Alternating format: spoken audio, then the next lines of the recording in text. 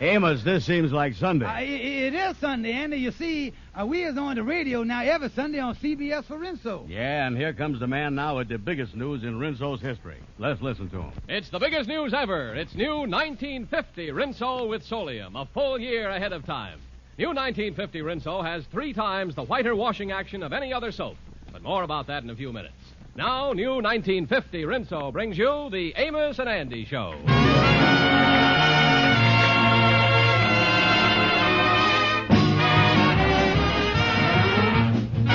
Yes, sir, Lever Brothers Company, the makers of new 1950 Rinso, brings you a full half hour of entertainment with Lou Lubin, Eddie Green, Ernestine Wade, the Jubilaires, Jeff Alexander's orchestra and chorus, and radio's all-time favorites, Amos and Andy.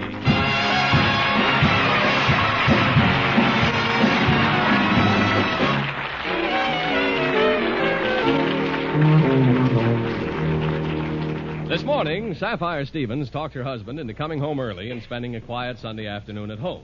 But when the Kingfish first arrived home, he found his wife still there. But let's look in on the Stevens home now. Oh, so there you is. Well, it's about time you got home. What's the idea of telling me to come home early and then you not being here? And don't look at me like that. Listen, Wrinkleface, I is fed up with you. And if you ever pull a stunt like that on me again, I'm going to leave you. Now shut your big mouth and get on out there in the kitchen and fix me some supper while I smoke a big cigar and read the newspaper. As soon as Sapphire comes home, I believe I'll tell her that.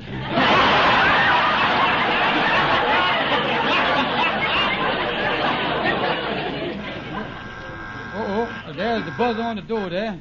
That must be at the door now. The trouble is with me, every time I see her, I get scared and I soften up. But this is one time that I ain't gonna soften. I'm going to look her right in the face and tell her. George, help me with these bundles. Yes, darling, yes. Well, don't just stand there. Move. Yeah, well, now, look, honey, come right on in here. Long as you was home now, sweetheart, I think I'll get on out and go on down to the pool room with the boys. But, George, you and me was going to spend the day at home. Well, honey, you see, I promised the fellas... George, what's wrong with you? All the other men around town is perfectly content to spend a quiet afternoon at home with their wives. They enjoy the simple things. Why can't you? What you talking about? There ain't a man in this neighborhood that's as simple as I is. George, I don't know why we can't enjoy each other's company. In books and in the movies, married couples always find so much to discuss. Oh, listen, that ain't the way it is in real life, though. What happens here is what happens in every married home. The husband comes home and says, "What's new?" The wife says nothing. And from then on, the conversation drags. Oh, George, it can't be that way with all married couples. Why, marriage is supposed to bring happiness to both parties. Oh, don't talk to me about marriage. That whole marriage jip is a trap that was invented by a woman. Just like the spider and the fly. And to make sure that the men ain't go back out, they make the rule that you can't see the bride just before the wedding. Well, I wasn't scared of you seeing my face and backing out. Well, if you wasn't, then why did you come down to I wearing 2 veils, then? That's what I am thinking. Oh, that's the trouble with it. Yeah, wait, I'll get that. Hello? Oh, hello, Lightning. What's that? A man done put his foot through the step in the front of the lodge hall, huh? And you say he hurt his leg? Yeah, well, patch up the step as best you can, rub his leg with some liniment, and I'll be down later. George, what happened? Oh, some fella done hurt his leg by falling through the lodge hall steps. I guess the thing for me to do is to get myself a lawyer. Oh, yes, George. I think you'd be smart to get a lawyer. Oh, certainly. If it's the last thing I do, I was going to sue that fella for busting down them lodge hall steps.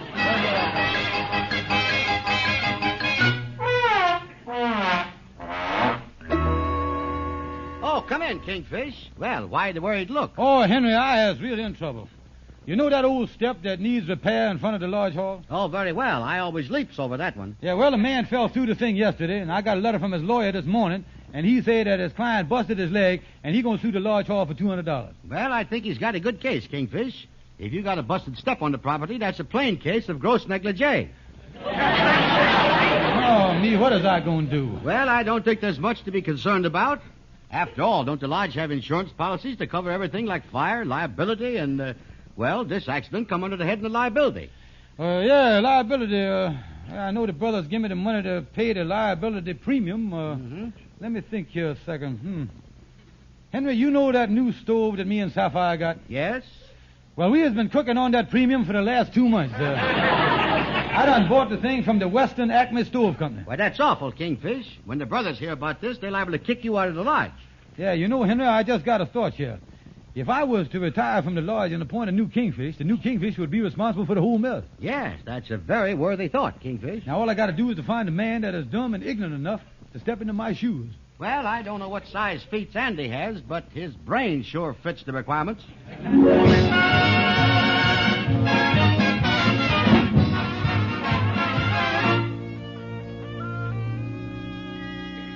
Come in, Brother Andy. I'll be with you in just a minute. What you doing there, Kingfish? Well, I was writing out a statement for the newspapers here. You see, after 20 years as the head of the lodge, I was resigning as Kingfish. You is resigning? Oh, yeah. Big news event, Andy. All the news services want a statement, the Associated Press, the UP, the INS, the A&P, Piggly Wiggly, and all them people. Yeah, well, that sounds like big stuff, all right. Oh, yes. The New York Times might even want my picture to put in the Sunday paper in that Rhoda Graveyard section, you know, the brown. Well, this whole thing is sure a surprise to me. But tell me, Kingfish, if you resign, who's going to be the new Kingfish? Well, I was working on that right now, Andy.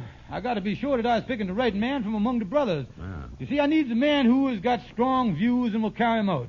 I need a man who's got convictions. Well, that oughtn't to be too hard. Some of these lodge brothers have been convicted 3 or 4 times. Well, you see, Andy, in trying to pick the right man, the trouble is that, well, we've got so many bums in the membership. However, there is one bum that stands out like a shining star among the rest. His name is Andrew H. Brown. Well, thank you, Kingfish. That's very flattering. Yeah. But, Kingfish, how come you picked me out? Well, for one thing, Andy, you got the executive experience that we need for the new Kingfish. As I recall, you was held office in the Mystic Knights of the Sea before, ain't you, Andy? Oh, sure. I was the Grand Whale for 2 years. Then after that, I served a 3-year term as the Sacred Halibut. Yeah, I remember. That's when you was acting as treasurer. And when we counted up the money, there was a discrepancy somewhere. Yeah, that's right. Somebody crept off with the stuff. I remember that. As a matter of fact, I think I had you impeached out of office, didn't I, Andy? Yeah, I believe the Peaches did kick me out. Yeah. And I remember, too, that I was succeeded as the treasurer by that fellow that swiped everything the first day. Mm-hmm. We was going to impeach him, too, if he hadn't left town. Yeah, well, Andy, in view of the outstanding record, I think that we can consider you for the new Kingfish. Now, if you got a few minutes to spare, I'd like to inaugurate you. You want to do what to me? Well, I just want to swear you into the noble office of the Kingfish. Oh, yeah. Well, that's right. Let's do the thing right. Well, now, to make the thing legal, just put this official robe over your shoulders there. Yeah. The sacred robe that is worn only by the Kingfish. Yeah, let me get it around me here. Hey, wait a minute. Ain't this the rug that's been laying on the floor in the reading room? No, Andy, this is the same robe that I was inaugurated in myself, but it fell on the floor about 10 years ago and nobody ever picked it up. Yeah, well, okay. I is ready when you is. All right, Andy. Now inflict you into oath of office with, you signs the thing after I finish reading it and then you was in. Yeah, all right, go ahead. All right, here I go. Raise both your hands. I got it. All right, I, Andrew H. Brown, hereby accept the high office of Kingfish, and I assumes all responsibility for the welfare of the lodge, for the well-being of the brothers, and for everything that come in the mail this morning. Sign it right here. Now, wait a minute. Hold it. What was that thing that done whizzed by there about the mail? Well, I didn't hear nothing, Andy. Come on now, sign the thing. If you don't, I'm going to start peaching you again. That's what I do, you know. Well, okay, yeah, I'll sign it. Now, there you is. All right, well, now, congratulations, Andy, and I know you was going to make a great Kingfish. Oh, yeah, I'm really going to work on this job. I'm going to put a lot of new policies in effect around here. Well, Andy, if I was you, I wouldn't worry too much about new policies. You're going to have enough trouble with the old ones if I think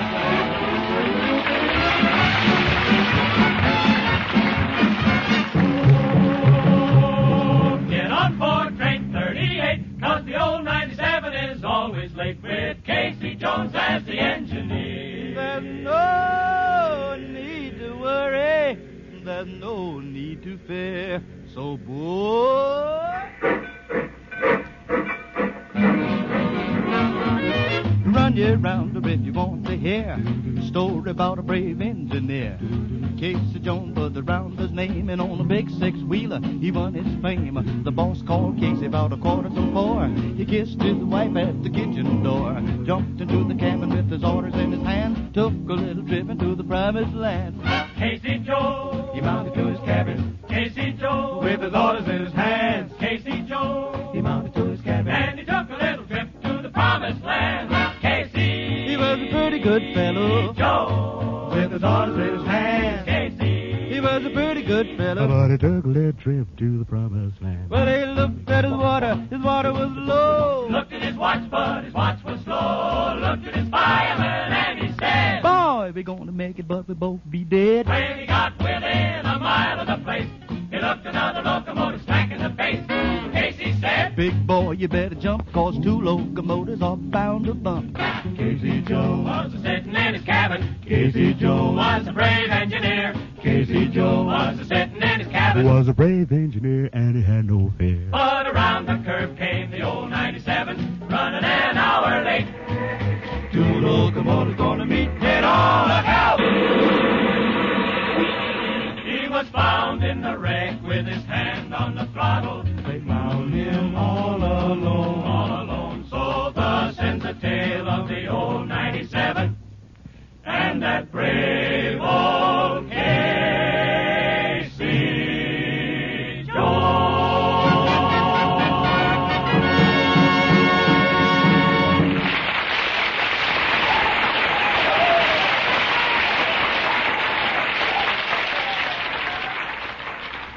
And now here's an amazing announcement, the biggest news in Rinso's history. The famous Lieber Laboratories announced the development of new 1950 Rinso with Solium. It's here a year ahead of time, and here's John Lake to tell you what new 1950 Rinso means to you. The really amazing new 1950 Rinso has 3 times the whiter washing action of any other soap. Now, that's a sensational thing to say, but it's true. The far greater washing action of new 1950 Rinso gets white clothes whiter than new, and colors brighter than new, and keeps them whiter, brighter than any other soap can. Yet, Rinso is so safe for clothes and kind to your hands. Your Rinso dealer has new 1950 Rinso, the only soap that contains Solium. So, see for yourself, new 1950 Rinso has 3 times the whiter washing action of any other soap. Now, back to Amos and Andy.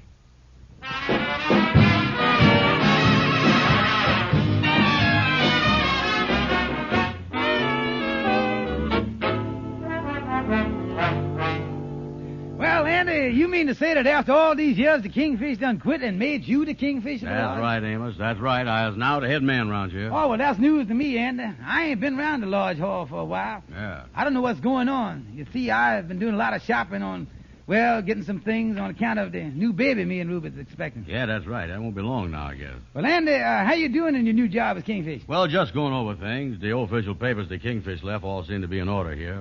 This one shows we planned the picnic. This one shows we planned the banquet. This one shows the fellows planned to sue us for $200. This one shows that Wait a minute. Let's see that last letter. There.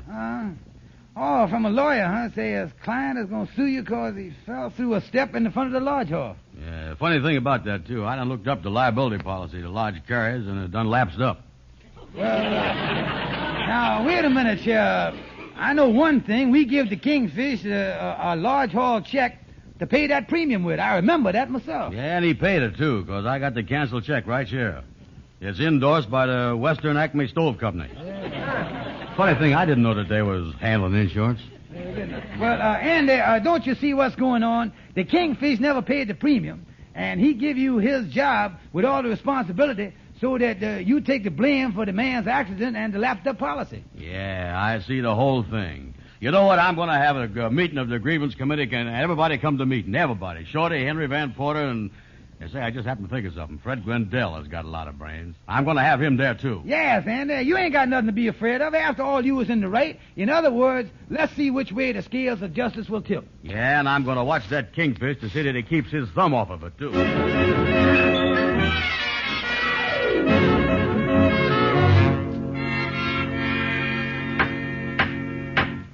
Mr. Henry Van Porter and gentlemen of the grievance committee, I has called this meeting to get justice.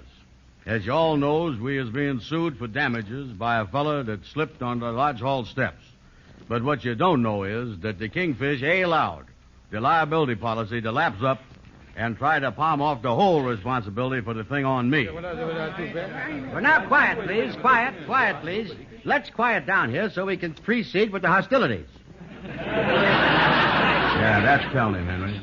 Now, Kingfish, what do you got to say in your defense?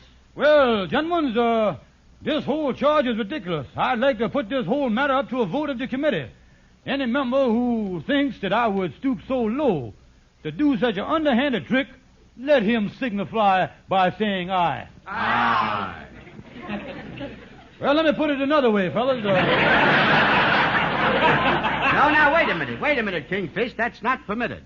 To keep this thing unbiased, each interested party, namely Andy and the Kingfish, must pick another member to state his side of the case and then debate the thing in open conflict. Well, the fella I picked to speak for me is Shorty the Barber. Yeah, well, I'll pick the great newspaper man sitting right over there, Frederick Montgomery Gwendell. Well, how you boys? How you? Greetings and salutations. Well, now, let's proceed, fellas, and everybody listen. Is you ready, Shorty? Oh, yeah, I'll say I is. My man is absolutely in the clear. His intentions were beyond a shadow. He acted with honesty, and he ain't got it. Whose side am I on?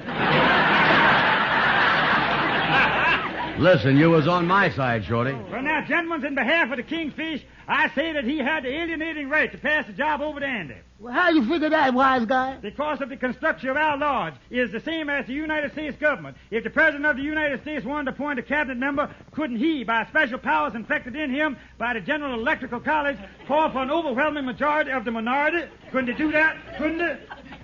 Well, I think... Answer the question. Well, I think... Answer the question. That's what I'm trying to answer. Could he do that? Well, he could go right over and he could put it before the... He could have the man... You see what I mean?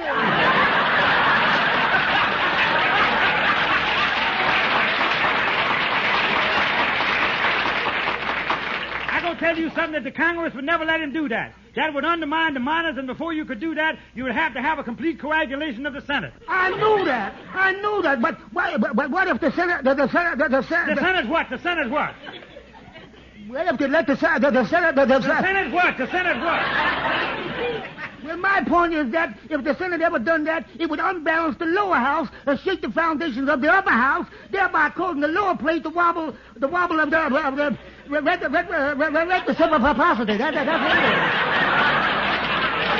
And that would entitle you to diplomatic immunity and immunity of the vaccination. Well, now, speaking categorical, and every other gorical, my argument is that if they did that, the government would have to ultra-violate our constitutional right. The right of life, of liberty, and the pursuit of women. Yeah, but you was all wrong, Gwendell. The thing that they'd have to do then is what? Now, what would they have to do? Go on, tell me what they got to do. Now, just tell me that. Well, right, the thing that they would have to do is put it before the committee of the dinosaur. Well, that alone would give the man. You can when I die. There it is, right there. You see that?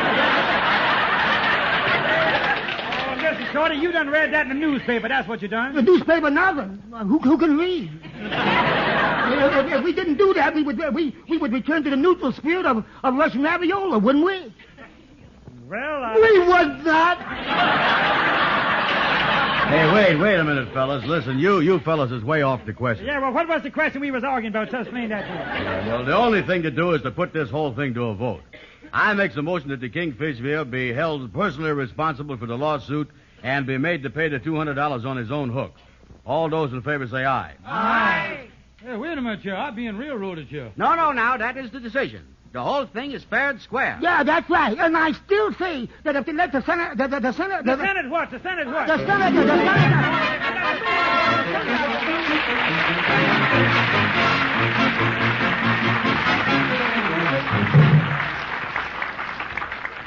And now I want to tell you about the most glamorous, exciting contest you ever heard of. Listen to this.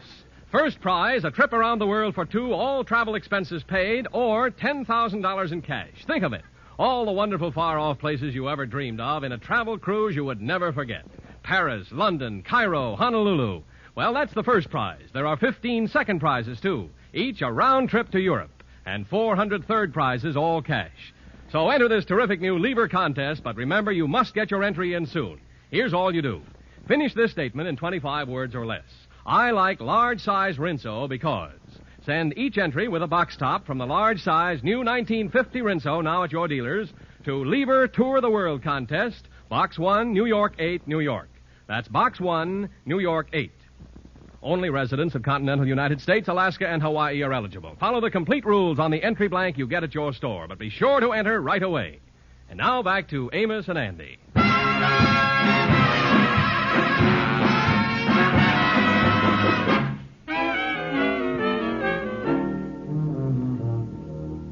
Hi, Kingfish. Come on in, man. Well, hello there, Stonewall. I'm really in trouble. You know, Stonewall, after 20 years of serving the Lord faithfully, the brothers has done turned on me. Yeah, well, lots of times faithful service don't mean a thing, Kingfish. I had a client once, a little old bookkeeper, a mousy-looking, little quiet fella. He worked for a $2 million firm for 25 years, and they only paid him $75 a month. $75 a month? I don't see how he could live on that. And then all of a sudden, they accused him of systematically robbing the country throughout all them 25 years. Charged him with robbing the company, huh? Yeah, man, the charge was so ridiculous, when the judge took one look at him, he dismissed the case. The company was so mean about it, though, they fired him. But the next week, he got even with the company. What'd he do? He bought him out. Oh!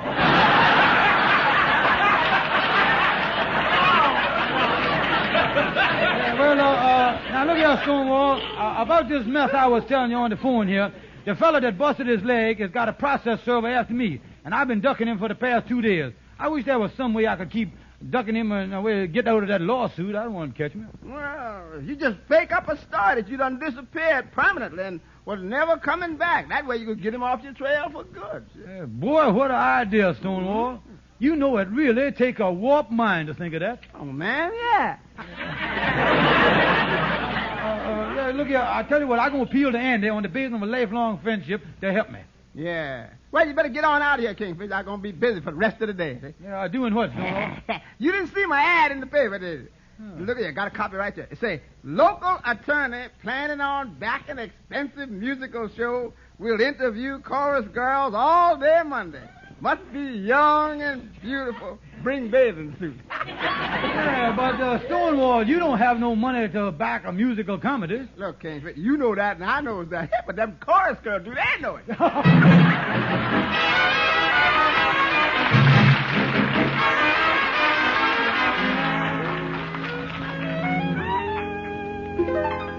Say, Andy, look at here. Here come the process server across the street now. Look out the window there. Oh, yeah, that's the process server, all right. His ears is kind of bent over like a bloodhound. Remember now, what we going to tell him, Andy? That the Kingfish has done disappeared, and he's never coming back. Wait a minute now. Wait a minute. Come in. Excuse me. I wonder if you gentlemen could help me. Oh, yes, sir. I'll be glad to, mister. Just as soon as I wipes off my tear-stained face and calms down my heaving bosom. You see, mister, we has just lost one of our dearest brothers here at the lodge, and, well, it's done plunged us into a fit of melancholy. Ain't it, Mr. Brown? Oh, sure. We've been sitting around here mellying and collying for 2-3 hours. Well, that's too bad, but I'm looking for a George Kingfish Stevens. Do either of you fellas know him? Now, there is a coincidence. He happens to be the late laminated brother that we is blubbering over here. Wait a minute. You mean something's happened to Stevens? Well, you see, mister, it all started a couple of days ago when some hard-hearted lawyers threatened to sue him. Oh, the thing really depressed him. Yeah, he sure was bad off. Yeah, Mr. Brown and I took him to a movie to cheer him up, but even that didn't do no good. He cried like a baby all through the comedy. Yeah, I remember. I was sitting next to him. I didn't realize how hard he was crying until I noticed that I was eating soggy popcorn. Wait a minute. Are you trying to tell me Mr. Stevens did away with himself? Yeah, well, we can't say for sure, but the last time I seen him, he was carrying a 20-pound weight in each hand and asked me which way the river was. Now, that don't look too good, you know. Yeah, that's right. We went down there this morning and found a hole in the ice with the Kingfish's clothes piled right next to it. Don't tell me he jumped in. Well, like I say, we ain't positive, but he was a pretty big fella, and the hole in the ice is size 46. Well, there seems to be every indication that Stevens did jump in the river. That's what we figured, so... Well, when he didn't show up this morning, we went down and held a little ceremony right on the ice there, just in case he happened to be down there, you see. A ceremony? Yeah, sir, and naturally, for a reporting man like the Kingfish, the ice was jammed with friends and celebrities, too. Oh, yeah, the thing was a big success. Yeah, and to top off the festivities, we had Nelson Eddy stick his head in the hole and sing Our Sweet Mystery of Life, you see.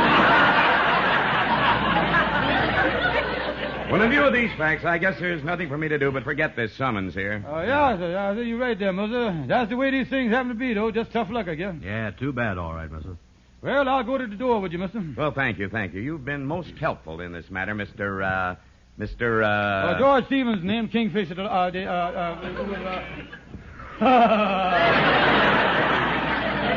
as I thought. Here's your summons, Stevens. Your story didn't fool me in the least. Goodbye.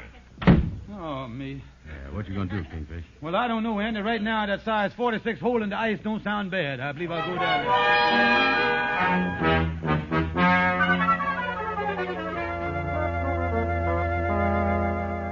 there. Good morning, Kingfish. Well, good morning, Andy. I thought I'd drop by the lodge here and see how the situation was. Yeah, well, I finally got out of my jam with that fella, that broke his leg. Oh, yeah. How'd you do that, Kingfish? Well, I settled with him for cash, Andy. Where'd you get the money? Well, just between the two of us, I went over to the insurance company and I cashed in the fire insurance policy that had 3 years to run. I took that money and gave every cent of it to the man, and now I was in the clear. Oh, boy, that was pretty smart of you, Kingfish. Yeah, well, I ain't told no one what I done, so keep it quiet, ain't it? Yeah. But that, brother Andy, really was a smart hunk of business I pulled there. Oh, yeah, it sure was. Wait. Hiya, fellas. I was just reading a book in the reading room. I want to tell you something. Yeah, well, what is it, Shorty? Well, the book I was reading ain't, the light is so dim I can't, the chair ain't comfortable. It hurts my back. The lodge hall is on fire. Oh,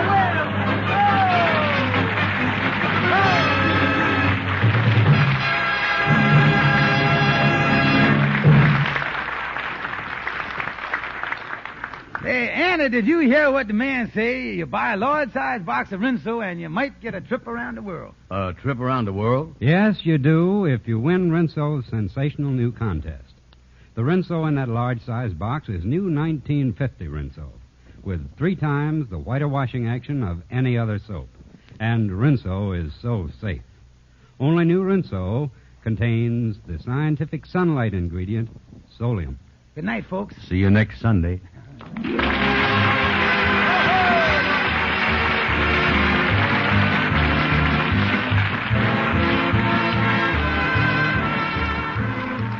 Be sure to be with us next Sunday at the same time when Lieber Brothers Company, the makers of New Rinso with Solium, will again present the Amos and Andy Show.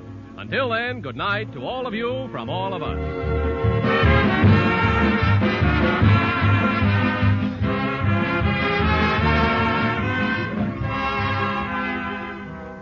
Doctors have proved it. Lifebuoy Health Soap with its purifying ingredient gets skin cleaner, stops BO as no other leading soap can. Yes, doctors compare daily baths with leading soaps, proved you are cleaner, safer from BO with Lifebuoy. Get Lifebuoy right away.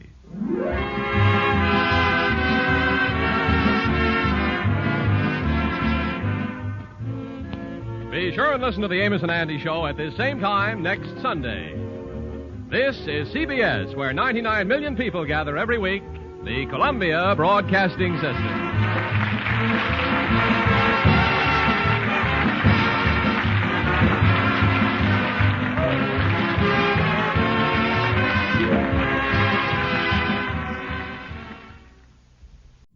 Ew, gotta get rid of this old Backstreet Boys t-shirt. Tell me why. Because it stinks, boys. Tell me why. I've washed it so many times, but the odor won't come out. Tell me why. No, you tell me why I can't get rid of this odor. Have you tried Downy Rinse and Refresh? It doesn't just cover up odors, it helps remove them. Wow, it worked, guys. Yeah. Downy Rinse and Refresh removes more odor in one wash than the leading value detergent in 3 washes. Find it wherever you buy laundry products.